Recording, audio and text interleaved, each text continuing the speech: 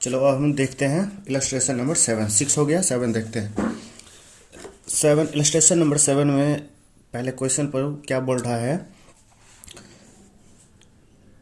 Non derivatives contract to be settled in own equity instrument. ये ध्यान रखना, ये नॉन डेरिवेटिव्स कॉन्ट्रैक्ट के बारे में बोल रहा है जो कि सेटल्ड होगा ऑन इक्विटी इंस्ट्रूमेंट में, यानी कि कंपनी अपना ही इंस्ट्रूमेंट, अपना ही जो इक्विटी इंस्ट्रूमेंट है उसी में वो सेटलमेंट कर देगा जो भी कॉन्ट्रैक्ट किया होगा किसी थर्ड पार्टी से। तो A limited invest in compulsorily convertible preference shares issued by its subsidiary B limited. B limited ने convertible compulsory convertible preference shares issue किया है ए लिमिटेड को 1000 रुपीज़ का, जिसका फेस वैल्यू 10 रुपीज़ है और प्रीमियम 990 रुपीज़ है। Under such terms of the instrument each convertible preference compulsory convertible preference share is compulsory convertible into one equity shares। ये ध्यान रखना, ये इंपॉर्टेंट है। One equity shares of B limited at the end of 5 years। Such convertible compulsory convertible preference shares carry dividend at the rate 12% per annum payable only when dividend तभी payable होगा only when declared at the discretion of B limited। evaluate this under definition of financial instrument। हमें इसको financial instrument के अंदर definition के according हमें इसको identify करने के लिए बोला है, इवेल्युएट करने के लिए बोला है। अब देखो क्या होता है, हमें पता है कि फाइनेंशियल इंस्ट्रूमेंट में यहाँ पे 2 कंपनी है, ए लिमिटेड और बी लिमिटेड।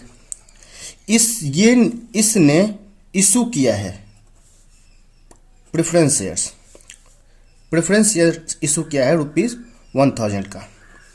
अब देखिए ये दोनों बैलेंस शीट जब बनाएगा तो क्या होगा, ये तो चूंकि ये इन्वेस्टर है, इसने इन्वेस्ट किया है बी लिमिटेड के प्रेफरेंस शेयर्स में, तो ये तो इसे हमेशा फाइनेंशियल एसेट्स ही दिखाएगा 1000 रुपीज़ का, क्योंकि इसके लिए तो ये इन्वेस्टमेंट है, इन्वेस्टमेंट इन सब्सिडरीज, यानी कि ये फाइनेंशियल एसेट्स दिखाएगा। अब क्वेश्चन उठता है कि ये क्या दिखाएगा। ये तो हमें पता है कि चूंकि इसने प्रेफरेंस शेयर इशू किया है तो ये लायबिलिटी के साइड में दिखाएगा 1000 रुपीज़ का। क्या ये फाइनेंशियल लायबिलिटीज है या इक्विटी है। हमने पिछले क्वेश्चंस में डिस्कस किया था कि ये जो फाइनेंशियल लायबिलिटी हमें दिख तो रहा है एज अ फाइनेंशियल लायबिलिटी, ये दिख तो रहा है हमें प्रेफरेंस शेयर, लेकिन कहीं ना कहीं कंपनी रेस्ट्रिक्शन लगा करके इस प्रेफरेंस शेयर्स होल्डर पे रेस्ट्रिक्शन वगैरह लगा देता है, जो कि इन्वेस्टर को कहीं ना कहीं आंख में धूल झोंकने का काम करता है। क्योंकि ये अल्टीमेटली है इक्विटी, लेकिन दिखा रहा है एज अ प्रेफरेंस शेयर्स। ये कैसे, देखो एक पहला जो इस प्रेफरेंस शेयर्स का कैरेक्टर है ये है कि कंपल्सरली कन्वर्टेबल है, किस में, इक्विटी शेयर्स में। ये आज नहीं तो कल ये जो प्रेफरेंस शेयर्स दिख रहा है ये कल को इक्विटी शेयर्स बन जाएगा। हाँ, दूसरी बात, इस पे मान लो ये फाइनेंशियल लायबिलिटीज में इसने दिखाया, इक्विटीज में नहीं दिखाया, तो इस पे इसे डिविडेंड पे करना चाहिए था प्रेफरेंस शेयर्स पे, जो कि 8%। इस पे प्रेफरेंस शेयर्स का कोई रेट नहीं दिया है, सॉरी दिया हुआ है 12% का, तो 12% इसे पर ईयर तो डिविडेंड देना चाहिए ना प्रेफरेंस शेयर पे। लेकिन ये ऐसा करने से मना कर रहा है कि हम ना तो आपको डिविडेंड देने के लिए बॉन्ड है बी लिमिटेड, इस पर ये बोल दिया है कि हम आपको प्रेफरेंस शेयर्स पे डिविडेंड देने के लिए बॉन्ड नहीं है, हमारा कोई ऑब्लिगेशंस नहीं होता है। और दूसरी बात, ये आज नहीं तो कल ये कन्वर्ट हो जाएगा, कंपल्सरली कन्वर्ट हो जाएगा इक्विटी शेयर्स में। तो आपको नहीं लगता है कि कहीं ना कहीं ये जो प्रेफरेंस शेयर्स है ये कहीं ना कहीं इक्विटी शेयर्स की तरह है। तो लेकिन सिर्फ कंपनी ने इसे प्रेफरेंस शेयर्स के रूप में इशू किया है और वो इक्विटी अपना नहीं दिखाना चाहता है, यानी कि अपना इक्विटी जो है वो डाइल्यूट नहीं करना चाहता है। तो इसीलिए इंड एएस बोलता है कि आप ऐसे इंस्ट्रूमेंट को एज अ फाइनेंशियल लायबिलिटी ना दिखा करके एज ए इक्विटी दिखाओ, इसे आप इक्विटी ही कंसीडर करो। ठीक है। अब हमें तो ये पता चल गया कि ये प्रेफरेंस शेयर फाइनेंशियल लायबिलिटी नहीं है, ये है इक्विटी। लेकिन हम इसे कैसे एग्जाम में लिखेंगे? तो एग्जाम में हम ऐसे लिखेंगे, पहले तो हम इक्विटीज का डेफिनेशंस एनालाइज करेंगे। इक्विटी होने के लिए हमें क्या क्या कंडीशन सेटिस्फाई करना होता है? इक्विटी होने के लिए पहला कंडीशन होता है कि no contractual obligation, no contractual obligation to deliver cash or another financial assets to another entity। यहाँ पे कोई कॉन्ट्रैक्चुअल ऑब्लिगेशन नहीं होना चाहिए, कोई कॉन्ट्रैक्चुअल ऑब्लिगेशन नहीं होना चाहिए कैश पे करने के लिए। तो इस क्वेश्चंस में देखो, इस क्वेश्चंस में बी लिमिटेड के पास क्या कोई कॉन्ट्रैक्चुअल ऑब्लिगेशन है? नहीं है। क्यों? क्योंकि ये डिविडेंड नहीं देगा, इसके मनमर्जी पे है। क्वेश्चंस में क्लियरली बोल दिया है कि dividend will be payable only when declared at discretion of B limited, यानी कि बी लिमिटेड के इच्छा पे है कि वो प्रेफरेंस शेयर होल्डर को डिविडेंड देता है या नहीं देता है। तो इसके पास तो ये बी लिमिटेड तो बॉन्ड नहीं है। आप प्रेफरेंस शेयर होल्डर को फोर्सफुली उससे डिविडेंड मांग नहीं सकता है कि आप हमें दो। वैसे ही इक्विटी शेयर्स में भी होता है, इक्विटी शेयर्स कभी भी डिमांड नहीं कर सकता है कि हमें दो। हाँ, चाहे वो प्रॉफिट, कंपनी प्रॉफिट में हो या ना हो, कंपनी अब हो सकता है कि अपने प्रॉफिट्स को एज ए रिटेन अर्निंग रखे और वो एज ए एक्सपेंशन, बिजनेस को एक्सपेंस करने में उसे यूज करे। तो आप कोई भी इक्विटी शेयर होल्डर भी उससे नहीं कर सकता है। और इस केस में ये कंडीशंस लगा दिया है, प्रेफरेंस शेयर इशू करते वक्त ही बी लिमिटेड ने बोल दिया कि मैं आपको 12% डिविडेंड दूंगा, लेकिन मैं बॉन्ड नहीं हूं, हो सकता है मैं दूं या ना दूं, मेरे मर्जी पे है, यानी कि बी लिमिटेड के मर्जी पे है। तो यहां पे बी लिमिटेड के पास कोई कॉन्ट्रैक्चुअल ऑब्लिगेशन नहीं है। पहली बात तो हम इसे, पहली बात तो ये हो गया। और दूसरी बात, दूसरा कंडीशंस क्या होता है? डेरिवेट या तो यहां पे सेटलमेंट होगा ऑन इक्विटी शेयर्स में, settled in on equity shares, अपने इक्विटी शेयर्स में सेटल होगा। अब देखो, बी लिमिटेड ने जो ये प्रेफरेंस शेयर्स इशू किया है, ये इशू सेटलमेंट होगा अपने ही इक्विटी शेयर्स में, यानी कि कन्वर्ट हो जाएगा one equity shares of B limited. यानी कि बी लिमिटेड का प्रेफरेंस शेयर जो है, इसको, ये जो बी लिमिटेड का प्रेफरेंस शेयर है, इसको यहां से ट्रांसफर करके यहां कर दिया जाएगा, यानी कि सेटलमेंट हो जाएगा इक्विटी शेयर्स में। यानी कि बी लिमिटेड का ही प्रेफरेंस शेयर था और बी लिमिटेड के ही, जो बी लिमिटेड का प्रेफरेंस शेयर होल्डर था, वो अब बी लिमिटेड का इक्विटी शेयर होल्डर बन जाएगा। तो इस सिचुएशन में दो केस अराइज होता है, एक तो डेरिवेटिव्स कॉन्ट्रैक्ट, और दूसरा होता है non derivatives contract, non derivative contract. अब यहां पे देखो ना, ये अब हमें ये डिसाइड करना है, ये जो हमारा केस है B limited, A limited and B limited वाला, क्या ये नॉन डेरिवेटिव्स है? नहीं। क्यों?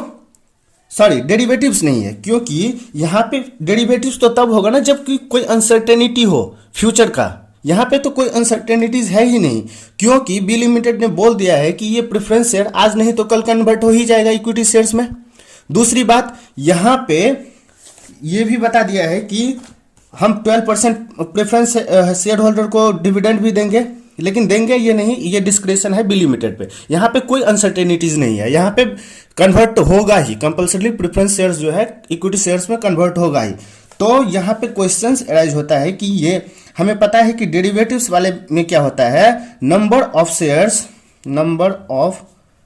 शेयर्स प्लस कंसिडरेशन दोनों फिक्स होना चाहिए, बोथ शुड बी फिक्स्ड, ये दोनों फिक्स्ड होना चाहिए। लेकिन नॉन डेरिवेटिव्स कॉन्ट्रैक्ट में सिर्फ एक ही कंडीशन सेटिस्फाई करना पड़ता है कि number of shares should be fixed. यहां पे कंसिडरेशन का बात नहीं हो रहा है, यहां पे सिर्फ नंबर ऑफ शेयर्स का बात हो रहा है। नंबर ऑफ शेयर्स ही सिर्फ फिक्स होगा। तो चूंकि हमारा ये जो ए एंड बी लिमिटेड का जो केस है ये नॉन डेरिवेटिव्स कॉन्ट्रैक्ट है, तो नॉन डेरिवेटिव कॉन्ट्रैक्ट में यदि सिर्फ और सिर्फ हमारा एक ही ये चीज पता चल जाए कि ये नंबर ऑफ शेयर्स फिक्स्ड है, यानी कि बी लिमिटेड जो अपने प्रेफरेंस शेयर होल्डर को कितना नंबर ऑफ शेयर्स कन्वर्जन के टाइम पे देगा, वो यदि हमें पता है फिक्स्ड है, ये इतना ही मिलेगा, जब भी वो कंपल्सरी कन्वर्ट होगा तो कितना फिक्स देगा वो फिक्स होना चाहिए। तो क्वेश्चंस में बता दिया है कि ये देखो क्वेश्चंस में बता दिया है कि convertible into 1 equity shares of B limited at the end of 5 year, यानी कि 5th ईयर पे ये जो एक प्रेफरेंस शेयर्स के बदले एक इक्विटी शेयर्स दे दिया जाएगा। तो हमारा ये फिक्स है कि आज ही के डेट में प्रेफरेंस शेयर इशू करते ही वक्त बी लिमिटेड ने फिक्स कर दिया कि एक प्रेफरेंस शेयर होल्डर को एक इक्विटी शेयर्स देना पड़ेगा। तो हमारा ये कंडीशन भी सेटिस्फाइड हो गया, जो कि इक्विटी शेयर्स इक्विटी होने के लिए, फाइनेंशियल इंस्ट्रूमेंट को इक्विटी होने के लिए ये रिक्वायरमेंट है। पहला कंडीशन तो नो कॉन्ट्रेक्चुअल ऑब्लिगेशन, दूसरा कंडीशन जो ऑन इक्विटी शेयर में सेटल्ड होगा, और उसी में भी ऑन इक्विटी शेयर में सेटल जब होता है, यदि वो डेरिवेटिव्स कॉन्ट्रैक्ट होता है तो उसमें 2 कंडीशन हमें चेक करना पड़ता है। पहला कि नंबर ऑफ शेयर्स फिक्स होना चाहिए और कंसिडरेशन भी फिक्स होना चाहिए, और नॉन डेरिवेटिव्स कॉन्ट्रैक्ट यदि है तो उसमें नंबर ऑफ शेयर्स ही सिर्फ फिक्स हो, तभी हमारा काम हो जाएगा। और चूंकि इस केस में हमारा ये दोनों कंडीशंस सेटिस्फाइड होता है, तो इसलिए हम इसे प्रेफरेंस शेयर्स को बी लिमिटेड के लिए क्या मानेंगे, एज ए इक्विटी मानेंगे। यानी कि बी लिमिटेड अभी ही जब इशू किया है तभी उसको प्रेफरेंस शेयर्स में ना प्रेफरेंस शेयर्स दिखाएगा, नाम के लिए इसे प्रेफरेंस है, लेकिन ये इक्विटी के हेडिंग में दिखाएगा। इसे जो दिखाना पड़ेगा ये इक्विटी के हेडिंग में दिखाना पड़ेगा। क्यों? क्योंकि हमने ये सारा डिस्कस किया है। अब देखते हैं ये आंसर में क्या बोलता है, और हम इसी को हम अपने इससे लिंक कर देंगे, यानी कि क्वेश्चन से लिंक कर देंगे। यानी कि सिंस ऐसे लिख देंगे, since B limited has no obligation to pay dividend, that is cash, and fixed number of equity shares of B Limited will be issued to preference shareholder of B Limited at the end of 5th year, यानी कि 5th year में ये fixed number of equity share issue कर देंगे, और no contract, B limited के पास कोई contractual obligation नहीं है। Hence such financial instrument will be classified as equity in B limited books of account, यानी कि बी लिमिटेड के बुक्स ऑफ अकाउंट में इसे इक्विटी दिखाएंगे। और ए लिमिटेड में तो हमें पता ही है कि फाइनेंशियल एसेट्स होगा, क्योंकि वो इन्वेस्ट किया है उसमें, तो उसके लिए तो एसेट्स ही होगा। ये क्वेश्चन हमारा हो गया कंप्लीट।